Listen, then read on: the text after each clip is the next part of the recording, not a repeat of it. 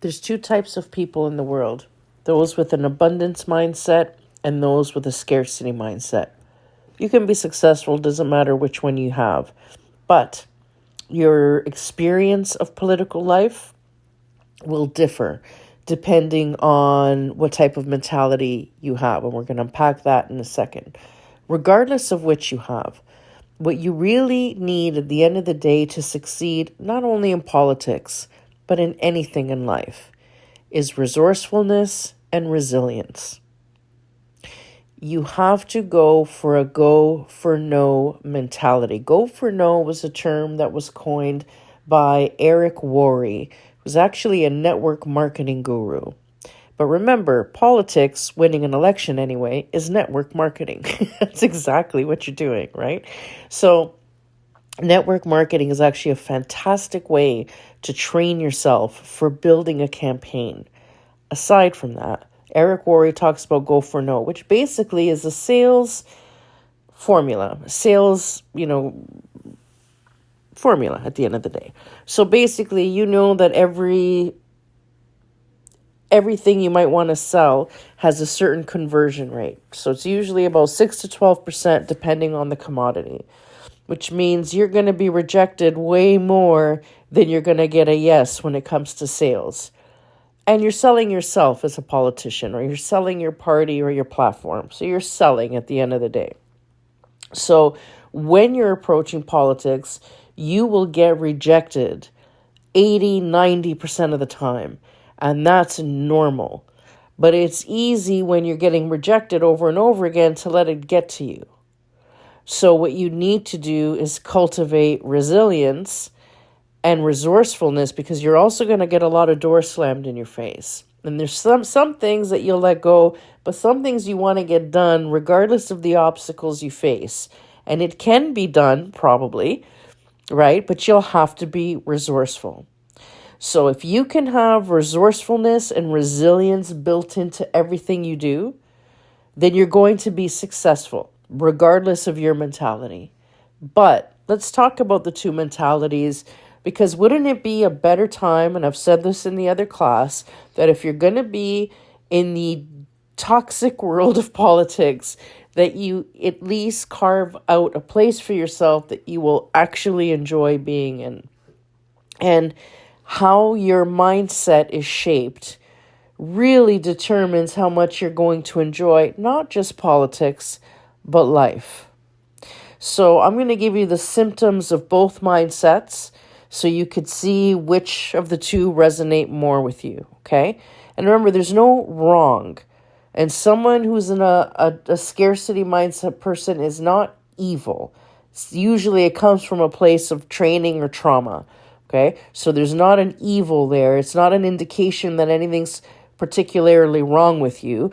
It is just, it influences how you walk through the world, okay? So an abundance mindset person believes there's enough for everybody. There's a lesson in everything, and you're just trying to be happy and do the best with what you got, do the best you can. And if you don't win this one, you're going to win the next one. When you lose something, you're too busy looking for the next opportunity than to wallow in it. You're automatically resourceful because you're a solution-oriented person. When you see an obstacle, you see an opportunity, right? When other people see a disaster, you see an opportunity. So you are someone that is always looking for the solution. You're always looking for the way out, or then you lose door one, you open door two, and you figure stuff out. When other people succeed, you take it as a good omen. Your competition does not concern you one bit. When they do something really well, you are able to acknowledge it without getting bitter or sarcastic. You could even celebrate it. What it does do is it doesn't rattle you, it inspires you to do better. And you are constantly working on your rough spots. You are constantly improving, and you take responsibility for the things that go wrong. You're not stupid, so you're very careful because you know that you're swimming in a shark tank. But at the end of the day, you don't think everybody's out to get you. You have a really good integrity, so you feel secure in who you are. You don't feel like you need to rip people off because there's enough for everybody. You believe that what you put out there, you get back. And because you do a lot of good, you feel like a lot of good's coming your way and things are pretty all right. Now, if you're a scarcity mindset person, everybody's always out to get you. You are a victim of your circumstances. You can't trust anybody, and you should try and get a deal everywhere you can because you have to fight for what's yours. Your competition, you can barely stand to look at them, and when they do something good, you either collapse in complete despair or you become absolutely livid. You loathe them. You feel like if somebody does something well, you didn't. If somebody gets something good that comes their way, if they get lucky or they get support, why didn't you get support? You're constantly comparing what you have to what other people have, and it's never enough. And when things go wrong, you go into victim mentality mode. You're always looking at what you lost or what you don't have and how things aren't fair and you deserve this, so why doesn't it come? And you walk through the world looking for pity from people, hoping they will do things for you because they feel sorry for you. An abundance mindset person doesn't want anybody's pity. They create things for themselves, so people will support them because they're magnetic and energetic and they inspire confidence. So an abundance mindset person with all of that negativity that they're seething in all the time, they resonate with that and it turns people off. They don't even know why they don't like you. They just don't. And that's because you are sizing everybody up and people can feel that and they don't like it. So if you are a negative or a scarcity, mindset person, understand that life in politics is going to be really sucky. It may not be for you because someone is always out to get you, which would just reinforce these negative belief systems you have in the world. And it will make you very suspicious and bitter. And your competition, there's always going to be competition and they're always going to be good. They're always going to do good things because, stupid people don't usually get to this position. So they're going to be as smart as you, maybe smarter. They're going to have a more creative idea than you, a better comms person than you, a bigger budget than you, whatever. And you can either sit there and have a big pity party, or you could get really resourceful and resilient, right? And make sure that you capitalize on what you have that they don't.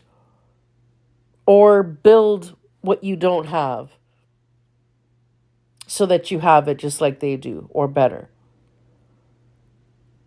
And when you're an abundance mindset person, because you're solution oriented and you're not sitting there wallowing and feeling sorry for yourself and everything else, then you get really, really motivated to do the things you need to do in order to succeed and think outside the box and attract the support you need. It's fun when you're on multiple campaigns at the same time because you can compare and contrast what the different candidates are like. And, when you look at how they go through the election cycle, there's some that are having a good time. I mean, it's always hard, don't get me wrong, but some people really like election time. They love that energy, they love the hustle, they love the game, and they're in it to win it, and they're enjoying the process. Then I look at other candidates, which are usually the scarcity thinkers, that are angry all the time. They're bitter because they're always looking at their competition and they can't stand it, so they're triggered every single day. They get low on themselves, and because people don't really find them magnetic, they turn a lot of people off and they get less support than they thought they could, which just reinforces all their negative beliefs, and it's just an awful spiral. It's like watching something slowly flush down the toilet, and by the time election comes, they're completely emotionally wiped out. An abundance mindset person of course, you're going to be emotionally and mentally drained as well. However, it's more of a physical exhaustion. It's not, you're emotionally exhausted only in that you put so much into it. You're mentally exhausted because you've been going nonstop for that much, all that time, but not because you're seething in toxicity. Someone who is a scarcity mindset person usually can't handle competition. And there's nothing more competitive than politics. It's a blood sport, which means they are feeling toxic day in and day out for months. So by the time election time comes and goes, whether they win or lose, they are completely sucked dry and they feel like they are full of toxins and just, it's awful. It's an awful feeling. It's traumatizing. There's like a quasi post-electoral PTSD that happens even with mindset people that are positive, like even with abundance people, but more so with people that are in a scarcity mindset. And the thing is that you can cure it. So usually scarcity mindset stuff comes from something you learned because maybe your family was broke or budget obsessed, so they trained you to be budget obsessed, or you yourself went through a period where either you had debt or you lost stuff or things didn't work out or whatever. So usually it comes from a place of trauma or just bad belief systems. Many people, for example, from religious backgrounds have a scarcity mindset because they were taught to hate money and they were taught to hate everything that relates to money. And then when you get into politics, you don't want to talk about politics and money, but running an election campaign is expensive. People like me don't come cheap. We don't work for altruism. You know what I mean? So altruism doesn't pay the bills. So, you need to be able to pay quality people to get you there because you're not winning on your own. I'll tell you that right now. So if you have money issues, that's something that needs to be addressed. You need to be able, if you don't have it yourself, you need to be able to raise it. And I'll teach you how. Don't worry about that. However, you need to be able to raise it and attract it. And if you are a scarcity mindset person that has a tendency to rip people off or to turn people off because you are either negative or, people don't trust you because you don't trust them, feelings are often reciprocal. So if you are sizing people up, they feel that, it sets, their back up and now they're not really trusting you very much. It's going to be hard to give them money. What you want is people to love you so much that they're giving you money and they're getting everybody they know to give you money. That's what you want. And an abundance mindset thinker attracts abundance. So it's easier for them, which means, if you're saying, well, this all sounds like me. I mean, I'm not afraid of competition. I'm always trying to do better. I'm not bitter or whatever, then great. Then you're going to have a great time in politics. So take that as a pat on the back, A+, gold star for you. But if you have, more of a scarcity mindset and say, look, I've come from tough times. Like, yeah, I'm always looking for the deal. No, I don't want to talk about money.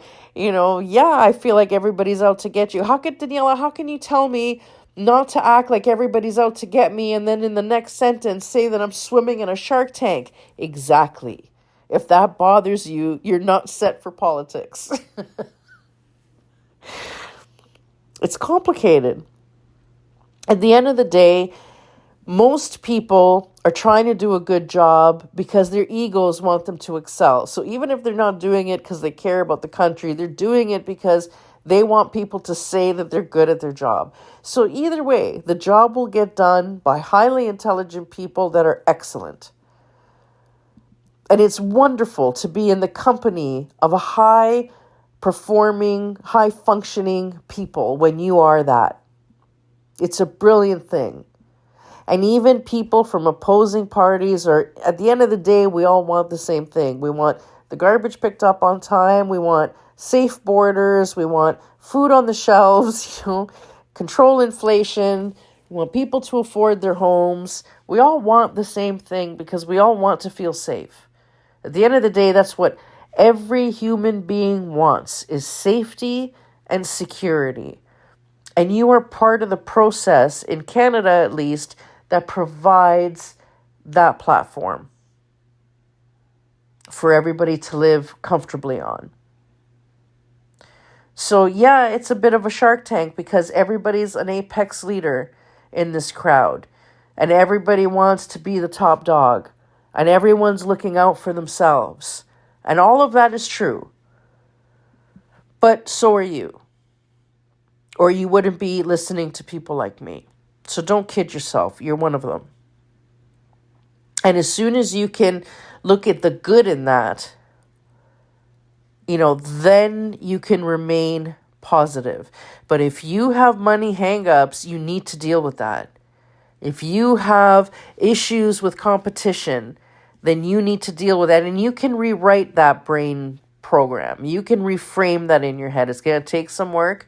You might want to do some Googling, look up reframing scarcity mindset, reversing scarcity mindset thinking.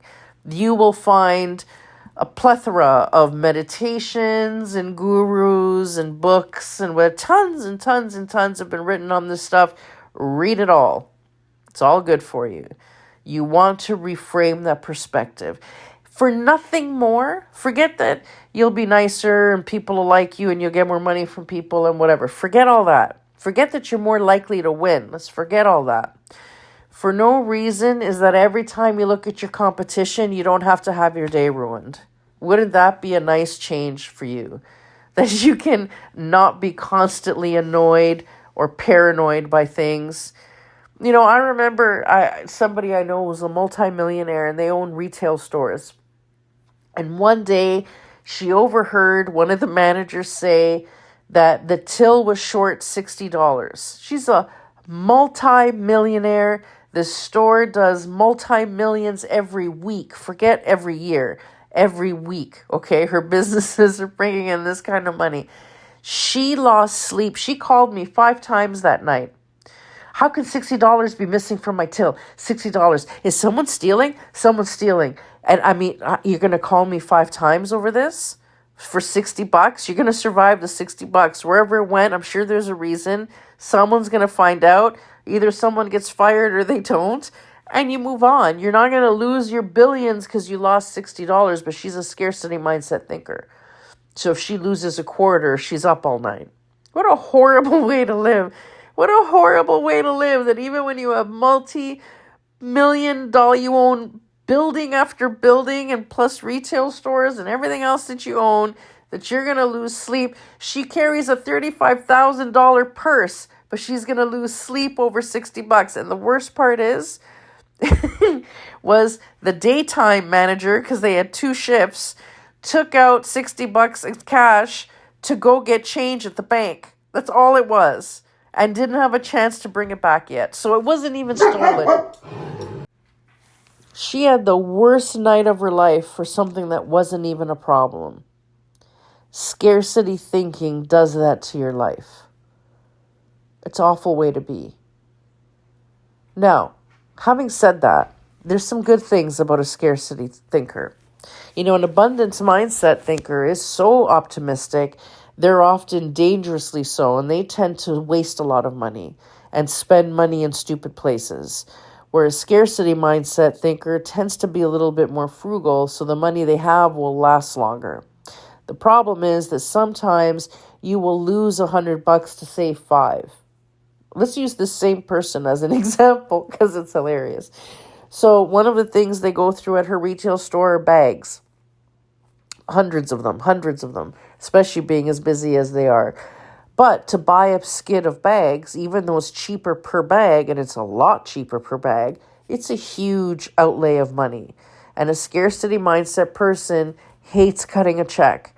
They will pay on the last possible day they have to. They try and get a discount and say that something was broken, even if it wasn't, to try and save a penny, right? They really have a hard time giving away money. So often they will pay more for things because you have to pay less up front. So she will drive 2 hours, and I'm not exaggerating.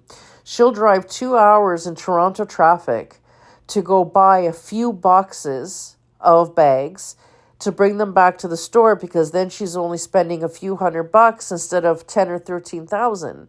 The thing is that when you're buying by the box, you're paying, 40 cents a bag. When you're buying by the skid, you're paying 15 cents a bag. So she would actually save a whole lot more money. But because she doesn't want to part with $13,000 up front, she ends up paying $20,000 at the end of the day, at the end of the year, because she's paying these little bits at a time. That's like she never fills up her car, ever. Because she can't. It costs her $100 to fill her engine. She just can't handle it. So she puts in $20, here and there. But the thing is, your car is more efficient when it's full. And she's constantly getting gas, like 3-4 times a day, because she's always in the damn car. So this is the kind of stuff that scarcity mindset becomes really pervasive and could be detrimental to you. So now remember, when you are in government, why does that matter? Well, as my coaches and mentors say, how you do one thing is how you do everything. So the way you act with your own finances in your own life is how you're going to act when you're in office. And now you've got a multi-million-dollar budget that you can do stuff with. But if you're someone who makes unwise financial decisions, either because you have a scarcity mindset that makes you frugal in ways that are not smart, or because you're an abundance mindset person and you tend to burn money too fast. So let's say you go through your comms budget in the first 6 months and then you run out of comms money at the end when the scandal actually happens and you actually needed the comms people, right? So this is where you both can get you in trouble. One of the best things you can do in politics is become really self-aware, because as much as you want to know what you're good at so you can play on those strengths, you want to know what you're not so good at so that you can either outsource those decisions to people that are better qualified or get the support you need to make sure the decisions you make are wise ones that won't bite you in the behind later because your own glitches made you make a bad decision. Look, you're going to make bad decisions, sometimes because that happens. You don't always know the ripple effect of the decisions you make. So you might in one way, yeah, you were right, this worked out great for this, but unintentionally it caused this drama on the side that you weren't prepared for. And it's bad enough when that happens because that happens in life. It's especially more painful when you realize that that bad decision came from your baggage, your internal baggage that you've projected onto your job or onto the responsibilities you're facing. That's not fun. It's a shit feeling. I don't want that for you. So what you want to be is incredibly self-aware so that you can work on the mindset issues that are problematic, and you need to be coachable. This is where you need to be coachable. If you know that you have weak spots, maybe you don't speak clearly or you speak too much or whatever it is, whatever people tell you, because believe me, you'll get feedback. Nobody is going to let you walk around with spinach on your teeth. Okay. But the flip side of that is that you are going to hear the brutal truth about all the nuanced ways you aren't good enough. Right. But if you're coachable, you can use that to perfect yourself. I remember speaking to somebody that was in a terrible spousal abuse situation. And inevitably the conversation leads to, why did you stay? And this person said, they were a jerk, but my life was not in danger. And although the way they delivered it was horrible, the stuff they would criticize me about was actually true. It was just the way they approached it was awful. So because I knew that they were just really not well, so they were you'd have to be crazy to be abusive anyway, right? So you got a problem anyway. So I knew that this person had an issue. So what I did was I took the sting off what they were saying and ignored the hostility and all the way it was delivered and the poison and the delivery. And I held out for the chunk of truth. And then use those criticisms to perfect myself, because what they were saying was inherently true. And every time I worked on one of those issues, I got better. And as a result, this person became so empowered, they ended up leaving anyway, right? And starting a whole new life. So if you can learn to take criticism, because it will often be delivered to you just like an abusive spouse would give it to you, it is without mercy. If you're able to take that and get your feelings out of the way and whatever, and use it to perfect yourself, use that. Remember I said resilience? This is one of those times where resilience and resourcefulness, they tell you you're not a good public speaker, you join Toastmasters. They tell you that your dressing isn't right or flattering. I wish Chrystia Freeland would go see a stylist. You work on your stuff. Work on your stuff. Self-improvement is a good thing. Because regardless of whether or not it will serve you politically, which it will, but even if it doesn't, it will serve you in life when you move on to other things. If nothing else, life and politics will teach you resilience and is the perfect platform for self-improvement. Because there's no living with flaws. In a corporate environment, nobody's allowed to say anything. In a corporate environment, everybody's diplomatic and polite, and there's HR and whatever. In politics, there's none of that. In politics, if you have a glitch that's going to make you lose an election and the party is just dumped tens of thousands of dollars on you, do you think they're going to deliver the criticism with a dozen cookies and some muffins? No. No. They rake you over the coals, and it is the best thing for you. So be coachable. Lose the defensiveness. When you're looking at athletes, like boxers, for example, and they're in the ring and they're taking their shots, right? Their managers aren't saying on the background, "Oh, you poor sweetheart, come here and I'll give you a hug." No. They're yelling, "Hit harder. Knock him out." Take that hit, right? That's what they're yelling. So if you could, from now on, shift your perspective from away from this is my ego and I accept myself fully as who I am, and hey, my flaws are my flaws, take them or leave them. If you can lose that attitude completely and instead go into it saying, I want to win. I don't know what I'm winning. Maybe I'm not even running for office. Maybe I'll end up, a strategist, a lobbyist, a who knows what, right? But I want to be in there and I want to do well and I want to win. What do I need to know? Where do I suck? What can I do better? And then do and be better. Believe me, that gets noticed. Believe me, that gets noticed. Resilience and resourcefulness. Deal with your scarcity hang-ups because it will make your life in politics miserable. Learn to cultivate that abundance thinking. Work on that like you're passionate about a new religion, okay? Abundance thinking. And work on your resilience and your resourcefulness. Like Eric Worre, life in politics is a lot like life in network marketing. If you want to be a great politician, become a great network marketer. And by the way, tons of money to be made there that can fund your campaign. And you'll create such a big network of fans. If you can bring that energy to your campaign, now you've got your whole volunteer team, which is one of the most important parts of a campaign.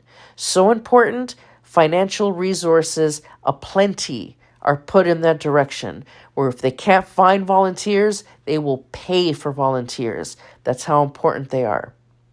So by building a network marketing team, you are automatically and directly building what could be a future campaign team. And you are learning how to run and manage a team and making the money you need to hire the professionals that are going to take you all the way. But before that, resilience, resourcefulness. Resilience, resourcefulness. Resilience, resourcefulness.